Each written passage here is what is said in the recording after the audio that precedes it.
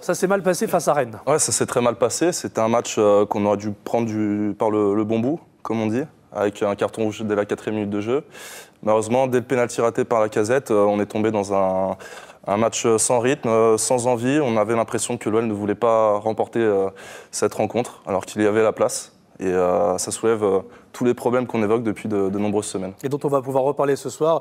Pas mal pour une intro, non? Bien sûr, mais il connaît le ballon, hein, sinon il ne serait pas venu ici. Hein. Tous ceux qui sont C'est lui qui l'a recruté. tous ceux qui sont autour de ce plateau, généralement, connaissent le ballon et suivent attentivement l'actualité de l'Olympique lyonnais. Après, c'est vrai qu'on en discutait tout à l'heure en coulisses avec Nicolas Pulbois. Beaucoup de gens ont reproché à Nico d'avoir été un peu gentillet, d'avoir été trop gentil, alors qu'il a reçu des pressions de la part de l'Olympique lyonnais. Est-ce qu'il a été... voilà, je sais pas. C'est votre poisson d'avril, Razik. Oui, parce que c'est vrai qu'on a fait un petit poisson d'avril. Est-ce que tu peux expliquer ce poisson d'avril qui a fait réagir? On a dit que c'est une info exclusive que Nicolas Pulbois rejoignait le staff de l'Olympique lyonnais.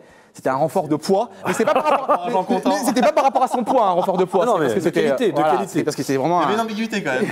petite, légère. Juste avant de vous laisser la parole sur ce match face à Rennes, je rappelle que le hashtag TKYDG, je rappelle également que vous avez Valentin qui vous fait des dessins pendant toute l'émission, et on a la chance de les voir. Et ça commence bien déjà avec le premier, Rennes-OL, la Bretagne, ça nous gagne.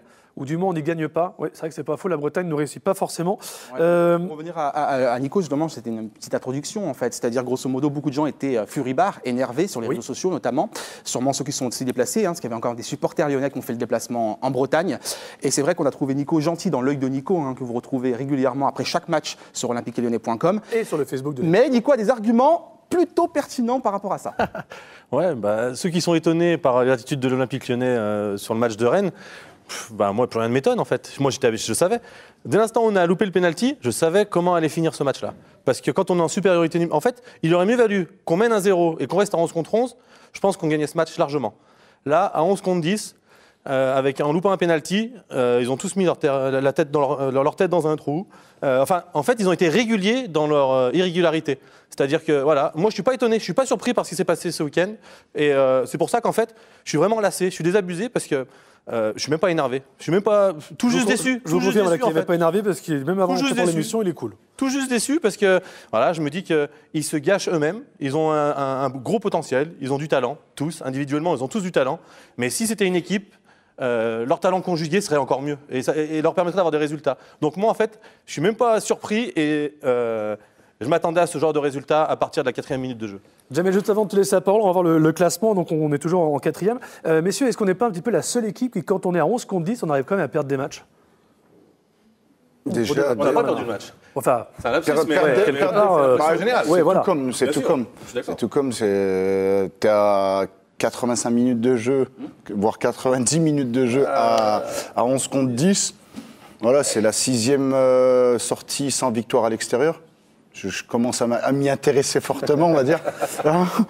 Et non, voilà, c'est l'irrégularité du championnat.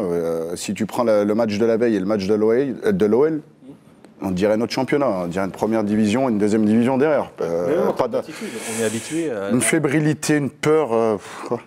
Dans l'attitude, on est habitué à ce que les Lyonnais réagissent comme ça. Voilà, ils nous habituent à leur médiocrité, malheureusement. Et c'est pas leur manquer de respect que de dire ça. C'est juste un constat. Malheureusement, quand tu as même le président l'a dit, quand tu as la possibilité d'avoir des aléas positifs dans ce match-là, face à une équipe de Rennes où tu réussis pas vraiment souvent, là, tu as toutes les capacités en main pour obtenir un bon résultat. Même si on sait que la 3e place est difficile à aller chercher, au moins conforter cette 4e. Ouais. Là, dans le contexte actuel, ce match nul, c'est comme une défaite. Mais à la 90e, on a failli être puni. Hein. Et s'il n'y a pas Lopez qui nous sort le tête-à-tête, on perd, on revient même pas avec un point. Là-dessus aussi, je me suis fait reprendre. On dit, ouais, mais il est là pour ça, c'est un gardien, il doit faire des arrêts. Ouais, mais si jamais il ne fait pas l'arrêt, il y a le feu à l'OL. Là, il a fait le pompier, il a éteint le feu. Parce que si on perd à Rennes, je peux te jurer que déjà, c'est le bordel. Mais alors là, cette fois, c'est la crise vraiment. Est-ce que je peux juste avoir vos commentaires pendant ce temps-là avec le 11 de départ aussi? J'allais dire qu'ils ne sont pas aidés aussi. Voilà. Ils sont pas aidés parce le 11 de départ, quand vous montrez à l'écran. C'est vrai qu'on a tous été surpris par ce 11.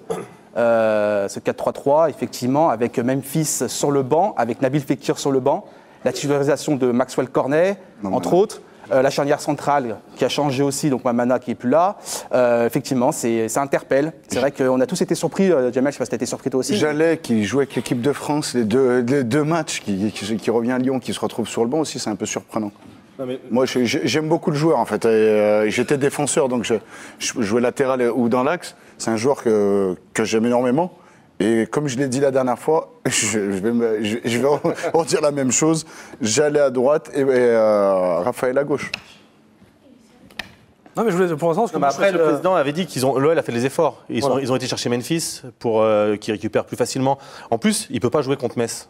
Voilà. On ne le met pas titulaire alors qu'il ne peut pas jouer contre Metz. Ni contre Beşiktaş. Ni contre Beşiktaş.